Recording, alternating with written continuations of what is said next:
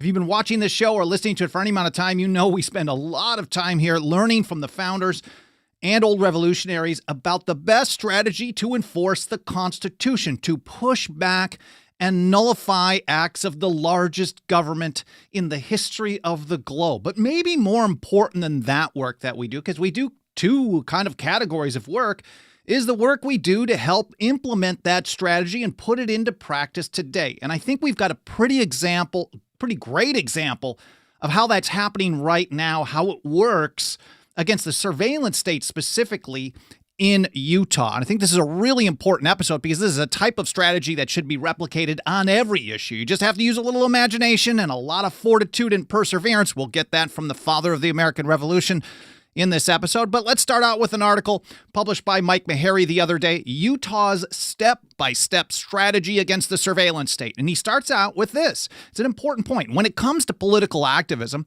a lot of people think they have to accomplish everything all at once. And especially the more that you love liberty, the more that you recognize that all these government programs, well, behind it is the barrel of a gun. They're enforced through, well, force and violence, coercion.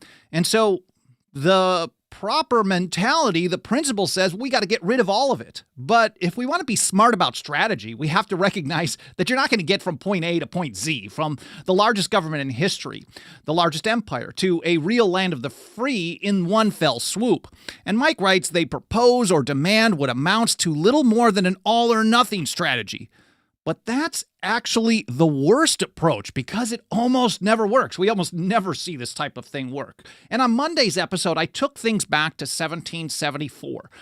In response to the coercive or intolerable acts, the old revolutionaries took a very specific strategy, and I shared with you three key elements directly from them that are essential for a successful pushback against what we once again have, the largest government in history. 1, the necessity of the times requires it.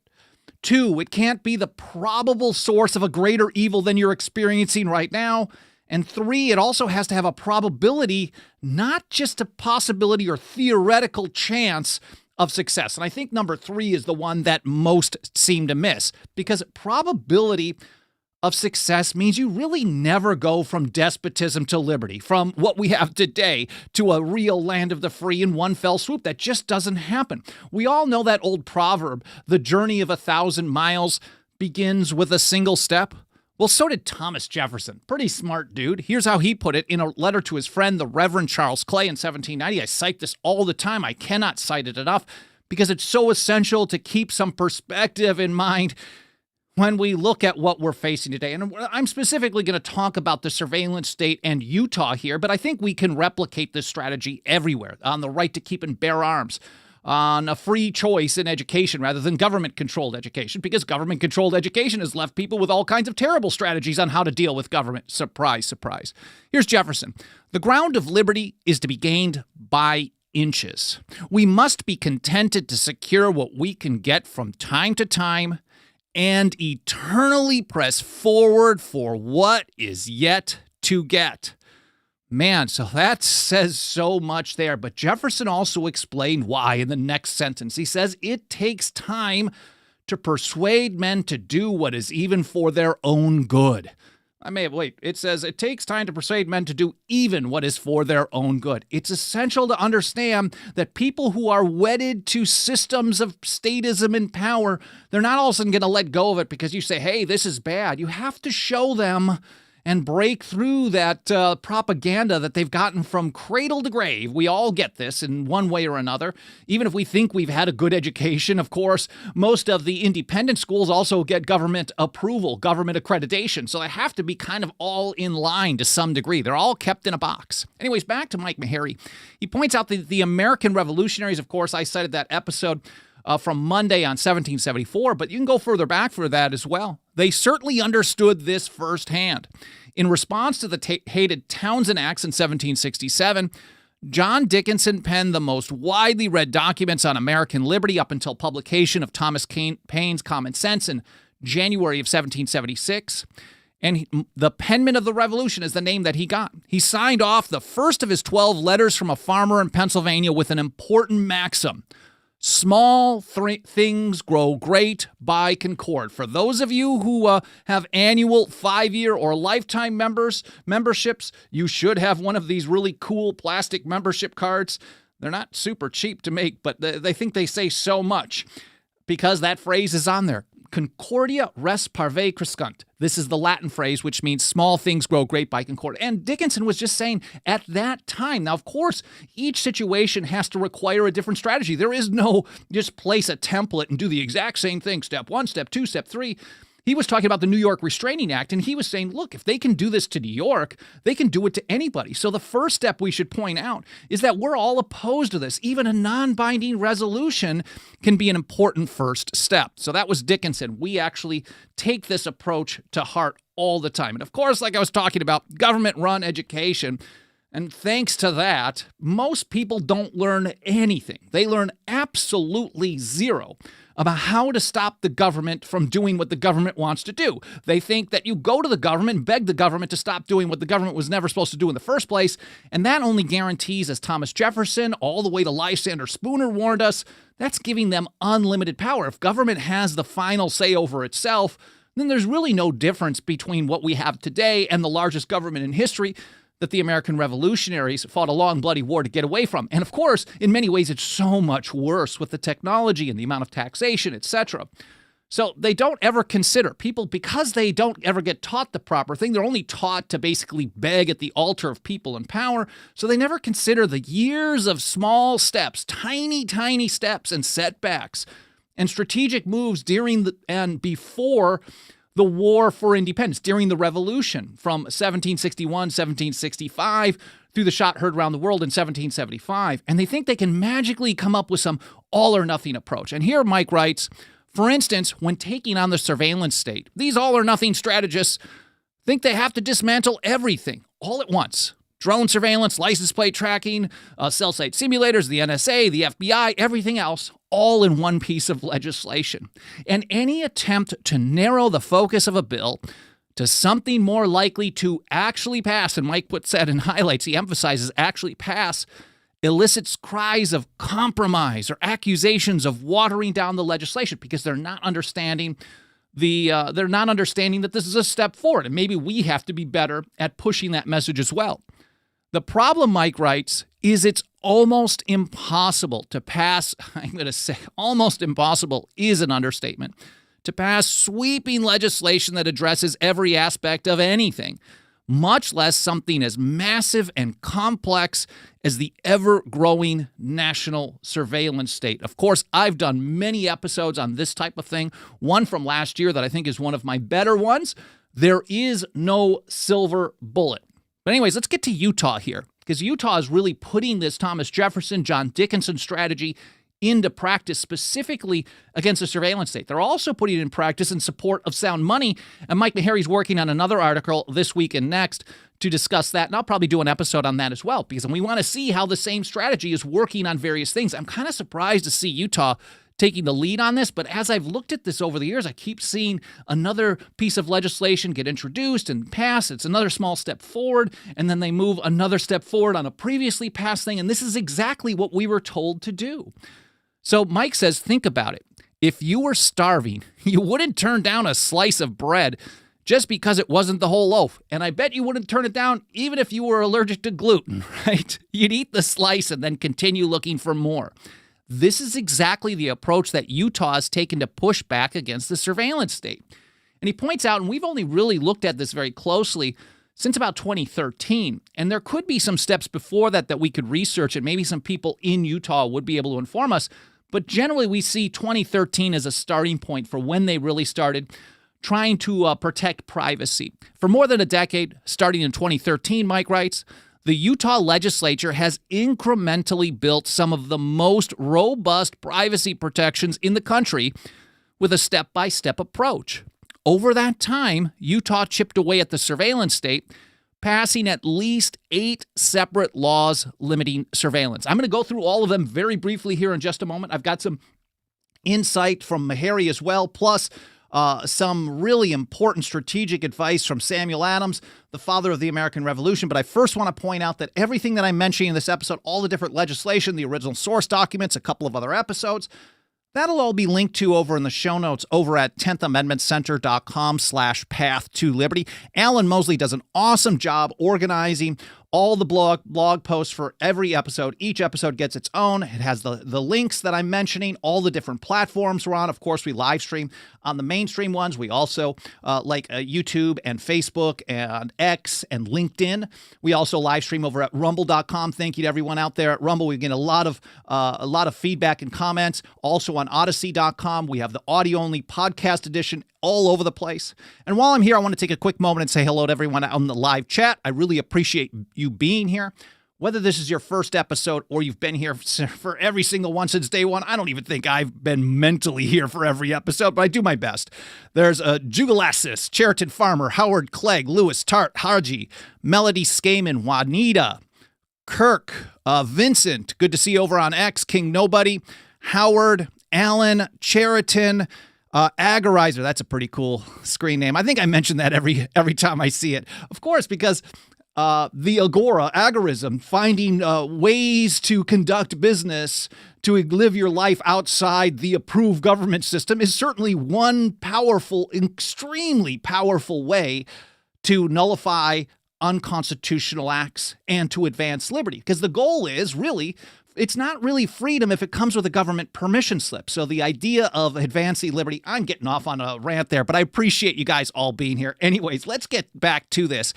And Utah. So at least 8 different measures have been passed since 2013, and we're going to start there with the Automatic License Plate Reader System Act, ALPRs. I've covered these on many episodes. They can actually, the technology is as fast as, I don't know if it was 800 or 1,000 captured plates per minute. These things are incredibly powerful. They store all the data. They often store it for life. Then they share it through fusion centers to basically every other law enforcement agency in the country on a state, local, and federal level. So then people who have really nefarious ideas like the ATF and the DEA, buddies in crime, partners in crime, agencies that shouldn't exist, the only thing they're authorized to do is disband, but they continue doing stuff. But they love license plate tracking because they want to know who's gone to a weed store and then purchased a firearm, or has gone to a certain protest and then purchased a firearm. They want to know where you are, when you are, and some of these things even have facial recognition in them so that you can determine who's the passenger. So they're tracking people, building profiles on people through metadata and, well, direct information as well. So in 2013, Utah took a very small first step. We didn't really even cover it here. They put some modest limits on the government use of license plate readers as well as the sharing of captured plate data. Very small step forward. Then in 2014, they passed what was called the Electronic Information Privacy Act. That made any electronic data obtained by law enforcement without a warrant inadmissible in a criminal proceeding. And Mike Meharry writes, this is my report back in 2014. I didn't always do all the coverage on the blogging. I mean, Meharry does most of it today, along with Alan Mosley and TJ Martinell and a few others. These guys do a lot of great work covering the reporting on legislation that we're tracking. I guess I did a little bit more back then than I do now. But this includes data gathered by the NSA. So the NSA has a program called parallel construction. So does the FBI. What they do is they collect a bunch of information without a warrant. They violate the Fourth Amendment. They violate your privacy. They violate your rights. And then they find something and they hand it off through something known as the Special Operations Division, SOD, or they use fusion centers. There's about 80 of these around the country. And they share the information with local law enforcement. And law enforcement then is supposed to pretend that they didn't know that they had the information. And they're given instructions oftentimes in this thing called parallel construction to come up with a way to pretend that they got the information with a warrant. So this actually bans this practice. Whether or not has been effective or not on that, I think is hard to tell. But of course, it's an important first step to just say, look, you guys got to stop doing this. So it includes data gathered by the NSA and shared through the super secret Special Operations Division or fusion centers. The new law also stops Utah law enforcement from obtaining phone location data without a warrant. Back in 2014, a lot of people weren't thinking too much about location data. We were covering it quite a bit back then. We weren't even really imagining how they might use this. They use it in ways that they call geofencing today. And we know, for example, in Northern California during the lockdowns, they were using geofence kind of general warrants to determine who was going to a religious event without permission during when everything was supposed to be closed. Now, will they use that more aggressively in the future? Probably, but here's an important first step against that in Utah. We have a follow-up on that coming as well in this coverage here today. So then in 2019, we're jumping forward a few years, the state expanded on that 2014 Electronic Information Privacy Act to ban warrantless access to data stored in the cloud. The law actually says, under the law here, do I have this right? Oh, no, they also in 2014, before I get to 2019, they also in 2014 passed a law to restrict warrantless drone surveillance. And under that law, a law enforcement agency is not allowed to obtain, receive, or use data acquired through an unmanned aerial vehicle unless the data is obtained pursuant to a search warrant, in accordance with judicially recognized exceptions to a warrant requirement. And it also requires state government agencies to report their drone use to the public. And now we're going to 2019, where they expand on that first 2014 bill to then ban warrantless access to data stored in the cloud. They found a loophole. Hey, we passed this thing. And now they're actually saying, well, we're not actually doing this, we're actually getting it from here. So it's okay. You didn't tell us we couldn't do that. It's a bit of a whack-a-mole because we know that government's always looking for loopholes to try to get away with stuff. And here from Meharry's report in 2019, on House Bill 57, the law prohibits law enforcement agencies from accessing electronic information or data transmitted to a, quote, remote computing service without a warrant based on probable cause in most situations. In effect, it prohibits police from warrantly accessing information uploaded to the cloud. Now, it passed by a vote of 71-0 in the House, and it passed 23-0 in the Senate, and it went into effect May 14th, 2019. Then we go another couple of years to 2021. There, the state once again expanded the Electronic Information Privacy Act to require police to get a warrant before accessing communication service provider networks. It was a very specific definition in the act. And here from Meharry's report on that one, the law prohibits government agencies from accessing electronic information or data transmitted through a provider of an electronic communication service, so networks.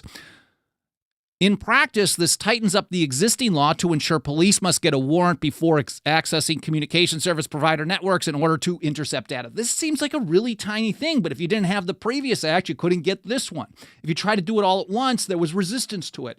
So they took one step forward, waited a little bit, came forward with evidence that they were going beyond what they wanted them to do, and then did another one, So this is the third on this particular act from 2014 through 2021. And then in 2022, they expanded the 2014 drone law with House Bill 259 that clarifies that the law applies to, quote, any imaging surveillance device when used in conjunction with an unmanned aerial system. You heard me mention just a little while ago that the license plate readers oftentimes are starting to be equipped with facial recognition. Well, they certainly have that for drones as well. They can also put license plate readers on a drone. They can put cell site simulators. They can track location of people, sweep up data and texts from people. But they also wanted to remove here in 2022, they removed the ability, or they banned the ability to use radar, sonar, infrared, or other remote sensing or detection technology on a drone after a very small restriction on drone surveillance back in 2014. In effect, Mike writes, the enactment of this law clarifies that this type of technology cannot be used in conjunction with a drone without a warrant. Again, each of these steps are pretty small. And then in 2023, again, if you think about the timing of this is a restriction on geofence location tracking, and it requires them to provide detailed reports on when they're using this stuff.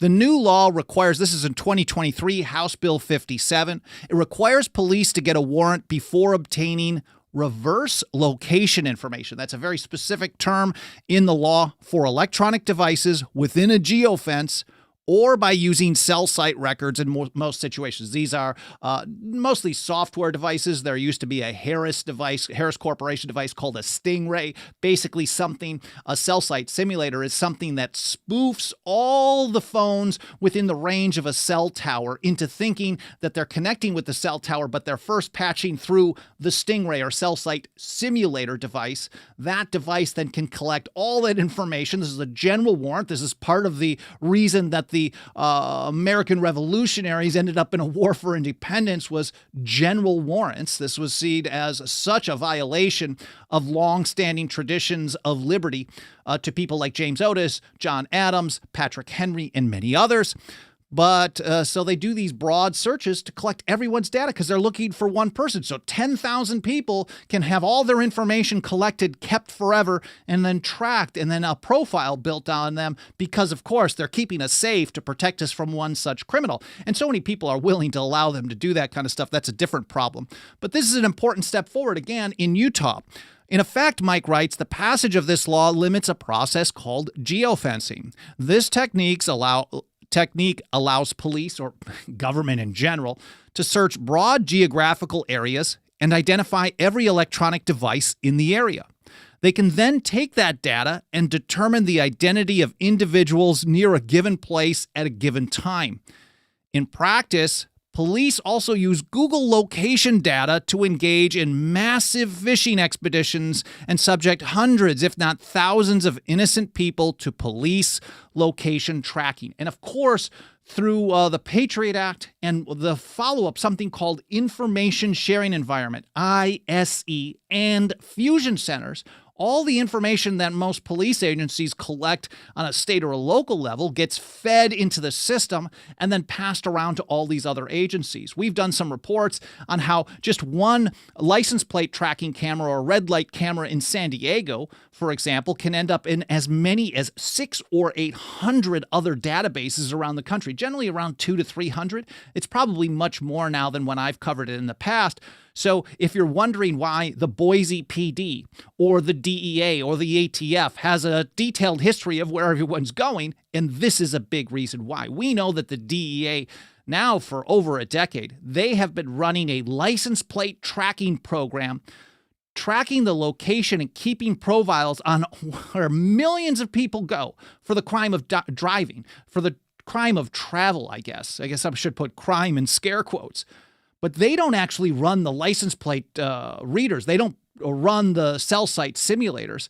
It's the state and local law enforcement agencies that do it. They collect the data. They act like the front line, and they hand them the information off to the federal agencies. And they often get the equipment through federal grant funds. So that's why when you restrict the data, if you don't collect the data, then you can't pass it along and act like tools of the centralized surveillance state. So in 2023, Utah then put limits on geofence location tracking. And then just this year, it actually was just signed into law this last month in March. It'll go into effect on May 1st.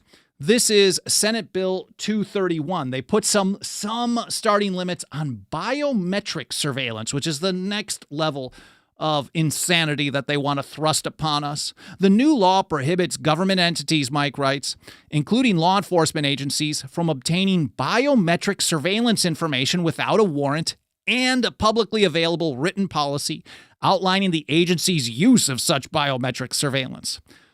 Biometric surveillance in the Act, Senate Bill 231, is defined as, quote, the analysis of surveillance information using biometric software to identify an individual's identity or location using the individual's physical attributes or manner. Check this out. A lot of people say, oh, get a Faraday cage or leave your phone at home. They can't track you. Bull. That is not the case because they have the ability to do iris scans, voice recognition, heart rate scanners. They analyze a person's gait. They can now use the way you walk as a way to know who you are, and they're becoming very, very accurate. And the more that they do this, the more that the AI learns, And the more that runs automated, and then the worse it's going to be. Distinctive movements, etc. Now, it does explicitly exclude facial recognition. So they did not do anything to take on facial recognition, but they did put these restrictions on other forms of biometric surveillance. Iris scans, voice recognition, heart rate scanners, software analyzing a person's gait or distinctive movements, and the like. Now, back to Mike Maharrey. He said this progression demonstrates the effectiveness of Thomas Jefferson's gain by inches, his inch-by-inch strategy put into practice in action. The License Plate Reader Act, passed in 2013, and the Electronic Privacy Act, passed in 2014, were both relatively limited. And I would say, looking back on it, very, very limited. They left much of the surveillance state intact, but they created a foundation that grassroots privacy advocates built on over time. We just see it happening. Individually, he says, each of these small steps chipped away at government surveillance in Utah, inch by inch. One on its own, if you just do one and done, obviously, what's the point? You haven't done anything. If your goal is only to get the one minor restriction and then just let them keep doing everything else, you're really failing. You're actually helping the bad guys because you make it look like it's good, but you're really not doing it. And we see that a lot with legislators, so there has to be a lot of pressure on the grassroots level, which is why we see this happening in Utah. Taken together, Maharrey writes, they provide people in Utah with some of the most robust privacy protections on the state level in these United States. Of course, they're nowhere close to getting the job done. But what they have today that they didn't have in 2013 and 2014 is a much stronger foundation. Here's how Samuel Adams, the father of the American Revolution, put it in his great essay writing under the pen name Candidus in the Boston Gazette. This was the publication that was really the mouthpiece for the Sons of Liberty back in 1771. He said, instead of sitting down satisfied with the efforts we have already made, which is the wish of our enemies, the necessity of the times, more than ever, calls for our utmost circumspection, deliberation, fortitude, and perseverance. And if you think about the timing of that in 1771, he was saying, okay, things have chilled out a little bit right now, but if we just kind of rest our hats and we're just cool and everything's good, we have to recognize that that's exactly what our enemies want us to do. If they just kind of back down or you beat them on one thing, but you don't look at the underlying major problem, and you don't continue to push forward for what is yet to get, as Thomas Jefferson put it, you are helping the other side. So as long as we keep seeing small moves forward, then we're seeing a positive step for liberty. And that's just what Mike Maharrey said as well. He said, of course, there is still a lot more work to do in Utah and everywhere, more steps to take and more inches to be gained. Here are some examples. The Utah legislature needs to strengthen all the restrictions passed in previous years. Everything needs to be better than what it is, such as more robust limits on facial recognition surveillance. I don't know if they really have any, but maybe somewhere in there was some small restriction. And the use of license plate readers, because they still do have license plate readers being implemented, so we can't really trust them to use that data properly, for example. So we need stronger restrictions on that, maybe a ban on them completely. It needs to withdraw support for the Utah Statewide Information and Analysis Center, SIAC, which is one of about 80 fusion centers located throughout the U.S., and they facilitate spying on everybody. This is the system, part of the system, where it's data sharing from one location gets to everybody. That's the fusion center system. It also needs to ban the provisioning of resources to the NSA, like water, for example, at the massive Bluffdale Data Center, and plenty more. But what they have now that they didn't in 2013, just like I was saying, is a much stronger foundation to build upon. Well, I hope you guys found this interesting. I hope it was educational. I hope it encourages you, because so many times today it's so easy to become disheartened. I'm a cynic.